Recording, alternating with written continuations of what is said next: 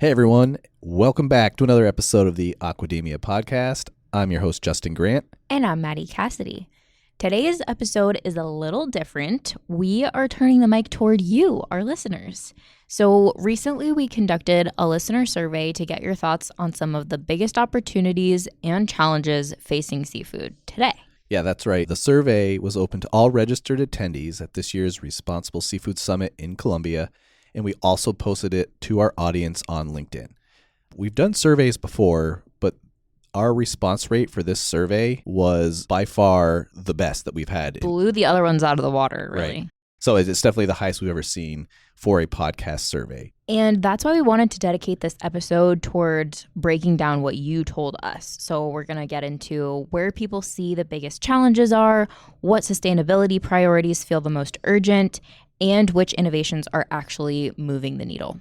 Yeah, so Maddie and I are going to read through the survey results with you. We're also going to add a few of our own thoughts and insights along the way. But before we get into any of that, as always, remember Aquademia is on social. We are on X at Aquademia Pod. Go ahead and find us and follow us if you aren't already. And remember, if you want to contact the podcast for any reason, we do have an online form located at globalseafood.org/podcast. Yeah, we especially want to hear your thoughts on this episode. And if you like this episode, maybe we can do more survey episodes like this in the future. So definitely let us know what you think. And as always, if you are enjoying the podcast, be sure to subscribe on whichever podcast platform you're listening to us on so that every episode gets downloaded right to your device when they come out. And we'll see you at the end.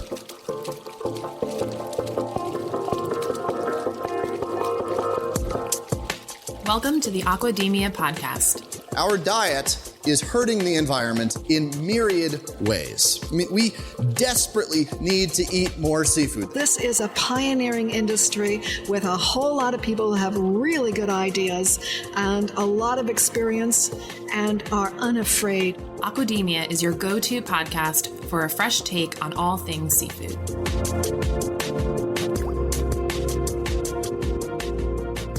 All right. Maddie, you ready for question number one? Let's get into it. All right. Question number one from our survey was a multiple choice question. It was, which area do you see as the biggest challenge for the global seafood industry today? The options were sustainable fisheries management, aquaculture growth and innovation, climate change impacts, social welfare and labor conditions, animal health and welfare. And the survey results did have a clear leader here, and it was climate change. So climate change impacts. That was at just under 50% of respondents, followed by aquaculture growth and innovation, followed by social welfare and labor conditions at 12%, and lastly, animal health and welfare. If I were answering this question, I would probably agree with the majority of respondents saying that climate change impacts is the number one issue facing the seafood industry. And I think that these results really reflect how climate is touching every part of the supply chain, from ocean temperature shifts to species migration to feed availability to carbon footprint. It really impacts every part of the supply chain. So it makes sense that this was the most common result. Right. And I think this is where we're also seeing how innovation is stepping in with all these monitoring tools. There's better tools for tracking water quality, selective breeding to help species better adapt. It's also one of those challenges that's pushing the industry towards smarter and more resilient systems. Yeah, climate change really is driving innovation, which is a good thing in the long term. So moving on to our next question, it was, which sustainability priority do you think is most urgent for the seafood industry today?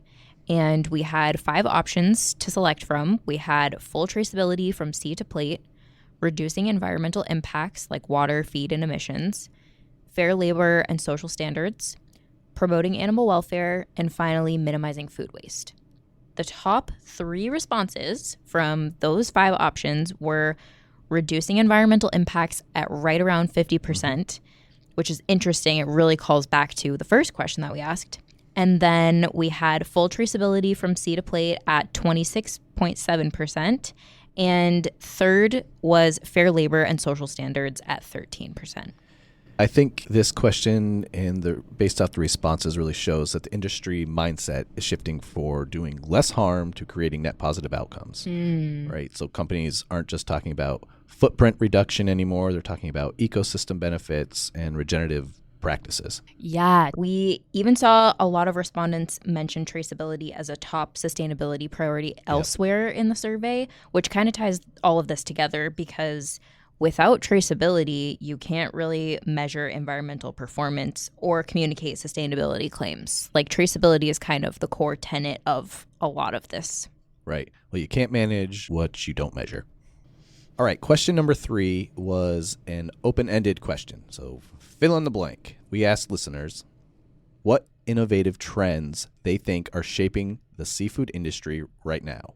This is a pretty clear picture. You know, we looked at all the responses and kind of lumped them together with common themes. And hands down, the biggest theme was AI and digital transformation. Yeah, it's interesting when it's an open-ended question and you see such commonalities in the responses like this. Right. So people mentioned everything from robotics, obviously AI, data analytics, electronic monitoring, and full-on digitization of supply chain.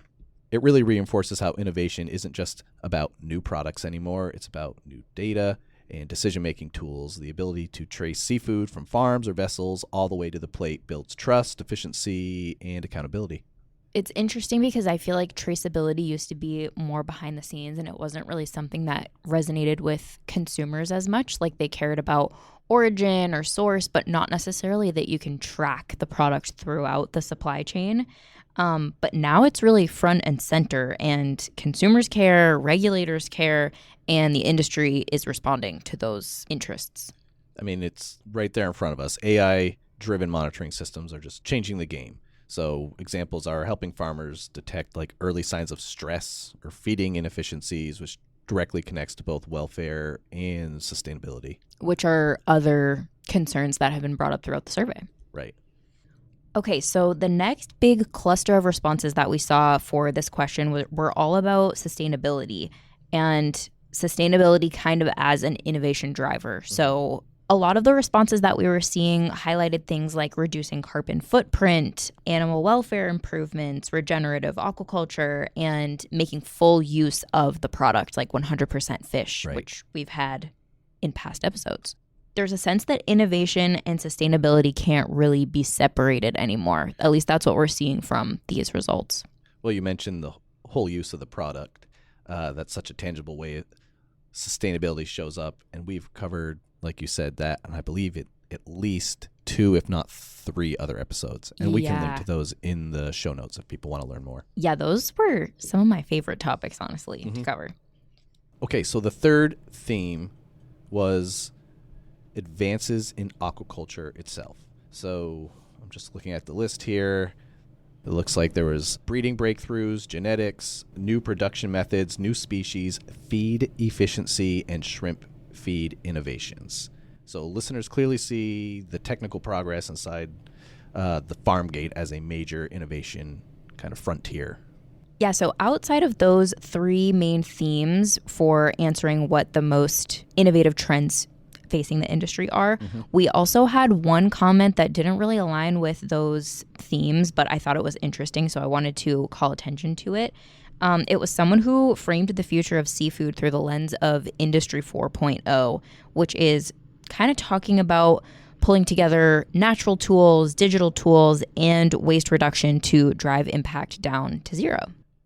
All right, let's move on to the next question in our survey. So we asked our listeners, okay, so this is, again, was another multiple choice question. So it was, which technology has the greatest potential to improve seafood sustainability?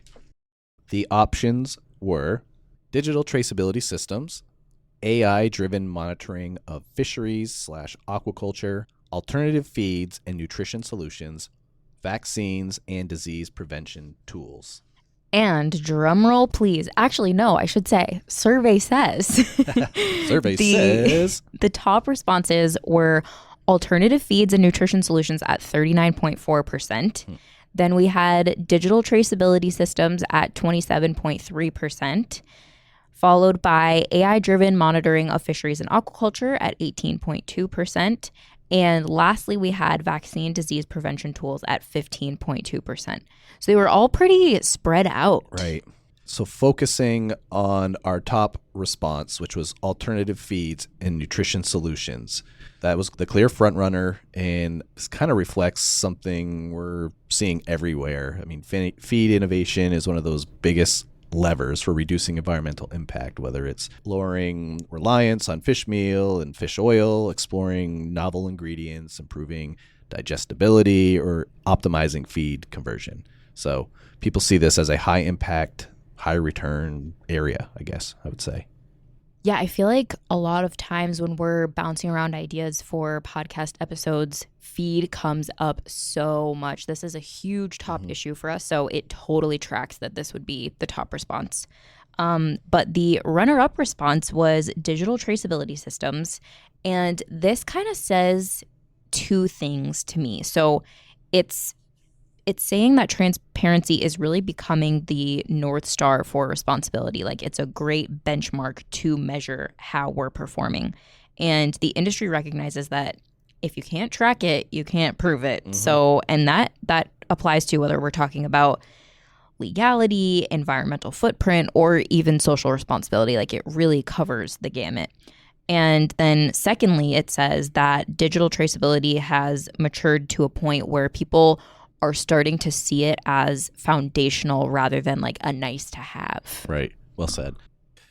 Okay, moving on to the third popular response, which was AI-driven monitoring. So this is interesting because in the open-ended responses, people were very excited about AI, right? And that showed up as it was one of the higher responses.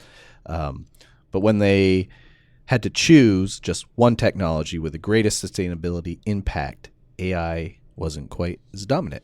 And I guess that really makes sense, as AI is transformative, but it's still emerging.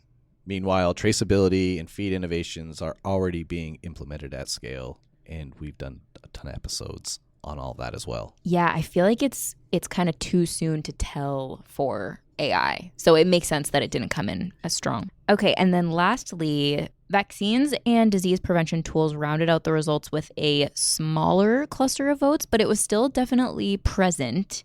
And honestly, I feel like this category is sometimes underestimated in larger scale sustainability conversations, because disease is one of the biggest drivers of stock loss, antibiotic use, inefficient resource utilization, and even financial risk if things go wrong. So the fact that some respondents chose this option still, even compared with these other like shinier objects, it definitely shows an important level of technical awareness. And fewer votes here doesn't mean that it's less important. It's just less visible than these other hot topics.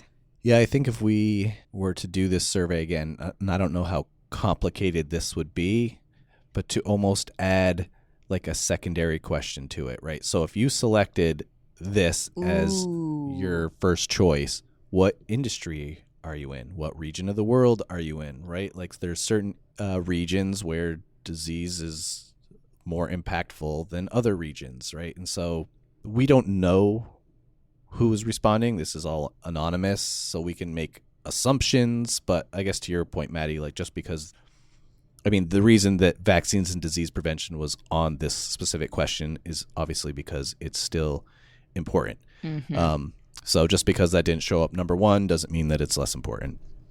Okay, moving on to our first, actually probably our only true-false question. You got to mix up the question types, right? So I was like, all right, we don't have a true-false, so let's throw one of those in there. So this true-false question was, seafood consumption is more heavily influenced by health trends than by sustainability concerns. True or false? And the results were very decisive here. So we had over 80% of people say true and 19% of respondents say false. So this really shows that consumers care about sustainability, but they are buying based on health concerns. And this overwhelming response of over 80% tells us that you, the listeners, believe that health messaging has a lot more power when it comes to motivating consumers to buy than sustainability messaging, which is very interesting. Yeah, I think these results reflect like the long-standing tension in seafood marketing, right? Sustainability drives trust and industry behavior, but health drives consumer behavior. So in other words, sustainability matters as value, health matters as a motivator. I feel like this question really touches on a lot of the conversations that we have in this office. And it's like, how can we distill such complex information and supply chain about the seafood industry into simple messaging that resonates with consumers? So I think that the audience agrees that we are recognizing a behavioral pattern here that runs across the entire industry and maybe into other food industries as well, that health kind of trumps everything. And I don't think that this result means that sustainability isn't important. It just means that consumers don't really lead with sustainability thinking when deciding what to eat. Like, health really is the motivator, and sustainability is like a secondary validator. Right. Depending on where you fall within these broad seafood categories really reflect how you might answer this question. As a consumer, you say, yeah, I'm going to the store and I'm buying seafood, and I'm buying it because, well, I like the taste, but I know that it's healthy for me, and that's what I'm going to look for. Where a retailer maybe won't be responding to this question specifically from the consumer lens, like as a shopper, but saying, well, for me, it's really important that if we're going to maintain seafood within our retail stores, sustainability is really important. So I wouldn't say take everything with a grain of salt, because there's definitely trends and patterns within these responses. But remember that there's, just for our listeners to kind of put context around these responses, we're not saying that only consumers took this, right? So use this for your marketing purposes. Yes.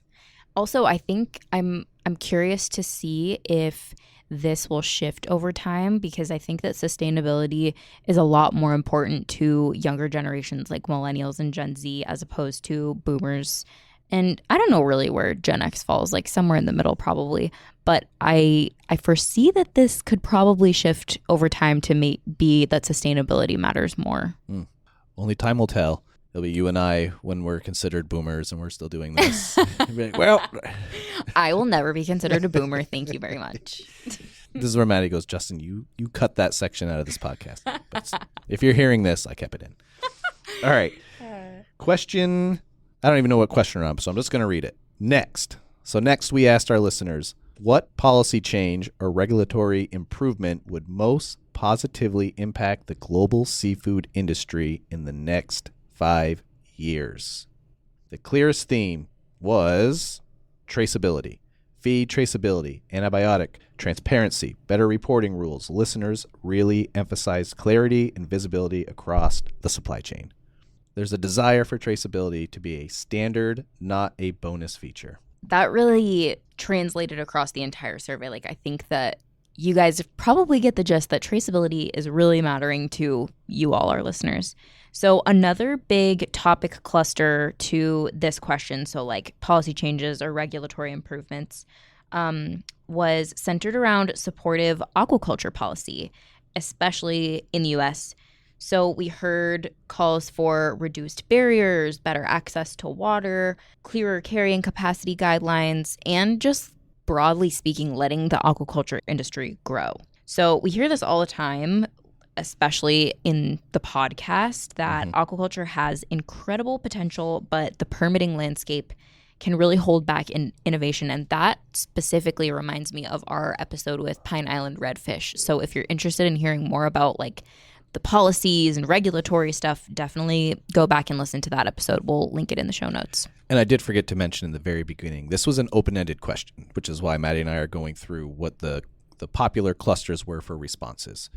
Okay, so the next or third most popular kind of cluster of responses was around harmonized standards and streamlined rules. So listeners also want internationally harmonized standards or more streamlined certification pathways. So there's a sense that fragmentation slows progress and clarity would accelerate responsible practices. Seafood is global. Standards should travel across borders. Yeah, that's a really interesting one. I feel like we have been hearing that more and more, that all of these different requirements across different countries even is just really difficult to navigate. Okay, and then lastly for this question about what regulations could positively impact the industry, there were a few answers that didn't align with those other topic clusters that we wanted to call attention to. So one of those is a suggestion to require quality as a legal requirement in companies' articles of incorporation, which is an approach that we don't really hear often. And I think it's just like an interesting concept to think about. And the next answer that we wanted to discuss is someone called for carbon reporting for beef and pork, with the idea that transparency across proteins would shift more consumers to consuming seafood, which we've definitely seen that when you consider emissions across all different protein types. And lastly, this one was very niche but interesting, making transnational trade of vaccines easier, especially for developing countries. Thanks, Maddie. So let's move on again to our next question, which was another multiple choice question. So it was, which social responsibility efforts should seafood companies focus on the most? You had 4 options. Option 1, fair pay and worker rights, community engagement and local development, worker safety and wellness, and skills, training, and education programs. All right, I'm going to read the results here. So as a listener, you heard the responses. What do you think you would pick? Let's see where you fall in the rankings. So number 1 at 44% was community engagement and local development. 31% fair pay and worker rights.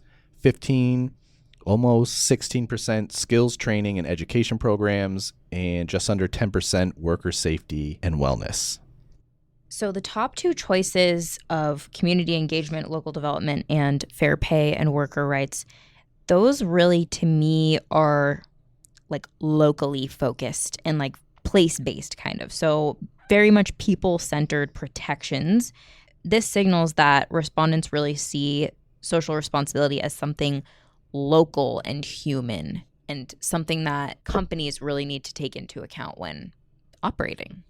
So I feel like these results highlight a shift towards deeper, more relationship-based social responsibility. Like, it's not just the typical fair wages, which of course is really important, but it's expanding. Social responsibility is expanding beyond the factory walls, and more consumers and industry alike are expecting companies to positively influence the places where they operate, not just maintaining safe workplaces. Yeah, I think safety is now being kind of seen as table stakes, right? It's its lower ranking suggests respondents consider it a minimum expectation, yet the baseline from which all other efforts should grow. Right. All right, so let's close out this question. So the big takeaway here is that listeners aren't just thinking about compliance, they're thinking about connection. A socially responsible seafood company isn't just safe. It's engaged, it's fair, it's invested in its people and in the communities that make the industry possible. All right. So now we're getting on to our last question, which was, when it comes to seafood production, which element do you think is most misunderstood by the public? And this was a multiple choice question. So the options were environmental impacts, fishery stock management, seafood traceability and labeling, worker rights and social conditions, and finally, animal welfare in aquaculture and fisheries. So the results were a little all over the place, with a tie for the least common results. And so the top answer at just under 40% was environmental impacts of aquaculture. And then following that at just over 20% was animal welfare in aquaculture and fisheries. Then at 18%, seafood traceability and labeling. And then in last place, both at almost 11%, were fishery stock management and worker rights and social conditions. Yeah, this question reveals a crucial disconnect between public perception and the realities of modern seafood production. So the clear leader, environmental impacts of aquaculture, highlights how Persistent misconceptions continue to shape consumer narratives. Okay, and then the second highest response, which was animal welfare, reinforces the same thing, really, that consumer expectations are constantly evolving across all the protein sectors. And in this day and age, people are asking more questions about how fish are raised, how are they handled, how are they transported and harvested. And the seafood industry's welfare standards and research initiatives are advancing to match all of those questions, but it seems like the public awareness hasn't really caught up to all of these advancements in technology. So overall, these results reflect the need for ongoing industry-wide education, more accessible communication, and continued leadership in transparency and certification. So for us, Maddie, at GSA, really this feedback validates the importance of our work. Equipping consumers with facts, elevating responsible producers, and ensuring that the entire seafood value chain from environmental stewardship to social responsibility is really understood and valued. Yeah, that definitely aligns with our mission at GSA, and I'm sure it resonates with a lot of other seafood companies that feel the same issues that we feel about these misconceptions that are still pervasive decades and decades after all this progress has been made. All right, so those were all of the results from the listener survey that we conducted. So we just wanted to thank all of you for the amazing response that we had to the survey, especially everybody that was at the Responsible Seafood Summit and those of you on LinkedIn who filled out the survey after the fact. It really means a lot to us to see this engagement, and it gets us excited about the podcast and the future topics that we can address. So this really is helping us inform everything that we're going to look into going into 2026. Right. And I think Maddie and I have done surveys before, and we've got enough responses where it really validated us coming on the show and talking about the responses. We do plan on doing this again next year. It will probably follow a very similar pattern in that we'll release the survey at next year's Responsible Seafood Summit. We'll also then repost the survey on LinkedIn. If you have any comments for this specific episode, what did you like? What didn't you like? Were we too long-winded in our analysis of... We do like to talk. I mean, we're on a podcast, so we do. But we want your feedback. We want to tweak this because we think that putting an industry survey out there and getting all of your responses and then kind of analyzing on air is important. Let us know what your feedback, good, bad, and the ugly, and we will try to listen to that feedback and tweak it for next year. So as always, like I said, if you want to reach out to us, we do have our online form, which is located at globalseafood.org/podcast. Go ahead and find that online form. It's good for many things, and I know I haven't said this in a while on previous episodes, but things that we look for in that form really is guest suggestions, topic suggestions, or anything in between. We are on X at Aquademia Pod. Again, if you are not following us, go ahead and find that handle and click that follow button. And if you enjoyed this episode, the best way to let us know is to leave us a rating or review on your podcast platform of choice. It really helps the show get out to new listeners, and it also helps us get a pulse on how we're doing as a show. Right. So thanks for doing that. All right. We will see you at the next episode. Bye. Ciao.